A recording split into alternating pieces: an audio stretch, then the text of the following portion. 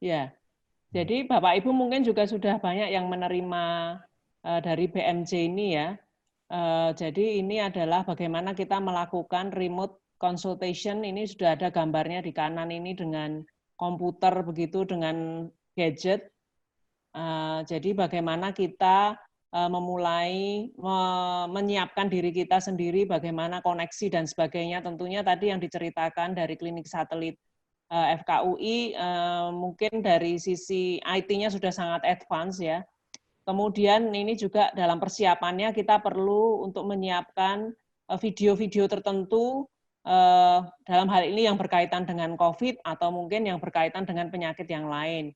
Misalnya severity of illness, kemudian pasien yang cemas, kemudian komorbiditas apa yang penyakit apa saja yang dimiliki oleh pasien, dan bagaimana seandainya pasien punya kesulitan pendengaran, terutama pada pasien usia lanjut.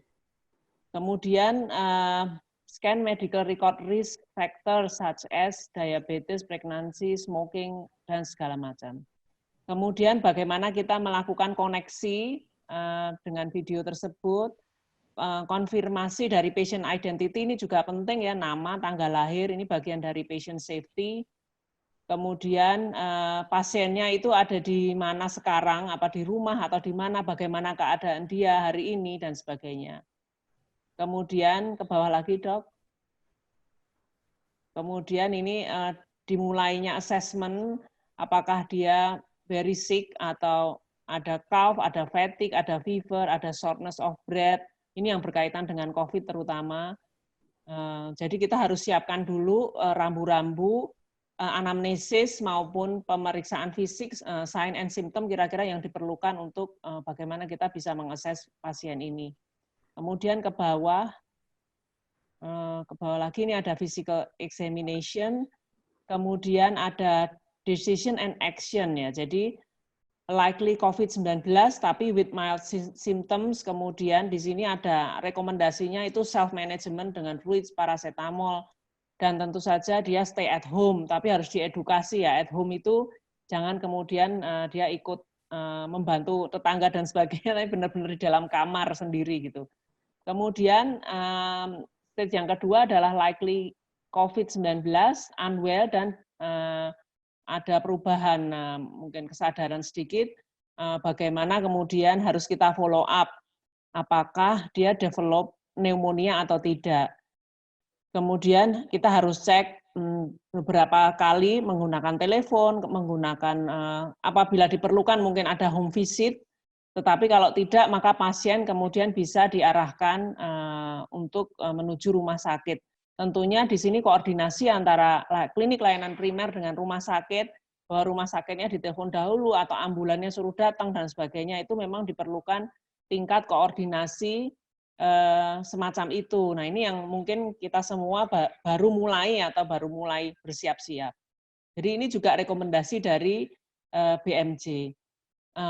Kemudian saya ingin men-sharingkan juga foto-foto Dr.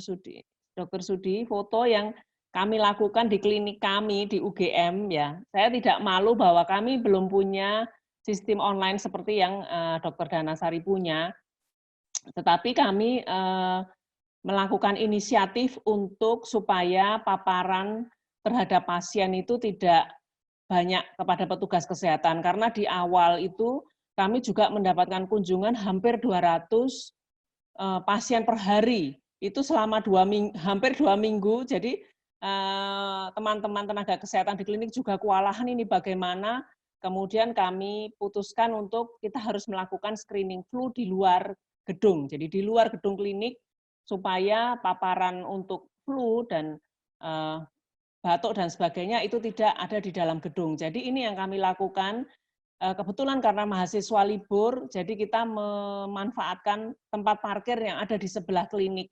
Kemudian kita atur, ini sekarang masih berlangsung sampai pada hari ini dan seterusnya. Jadi kemudian kita lakukan bilik-bilik pemeriksaan, sehingga hampir semua pasien yang masuk dengan gejala flu, termasuk pasien prolanis, maka kita screening dulu di sini. Nanti yang flu kalau itu tidak ada tanda-tanda COVID, maka kemudian kita berikan obat-obat simptomatik seperti paracetamol, demakolin, dan sebagainya di sini. Jadi dia tidak perlu masuk ke klinik. Tetapi seandainya pasien sehat, tidak ada keluhan batuk pilek, tidak ada fever, dia bisa masuk ke klinik untuk kemudian melakukan konsultasi. Nah, dengan ruang terbuka seperti ini, tetapi tetap menjaga privasi pasien, alhamdulillah kita bisa meminimalisir paparan. Dan kemudian pada minggu-minggu selanjutnya, karena mungkin semua orang juga sudah mulai tahu bahwa stay at home itu penting, kemudian kunjungan pasien ke klinik itu sangat berkurang. Mungkin fotonya bisa dilanjut. Ya, ini adalah Dr. Wahyudi yang memimpin screening kesehatan pasien di Klinik Korpagama UGM. Terus selanjutnya, ya ini hanya foto-foto saya. Jadi yang terjadi dengan tenaga kesehatan kami adalah kita wirawiri ya. Jalan dari lapangan parkir sekitar berapa meter, mungkin ada 25 sampai 50 meter.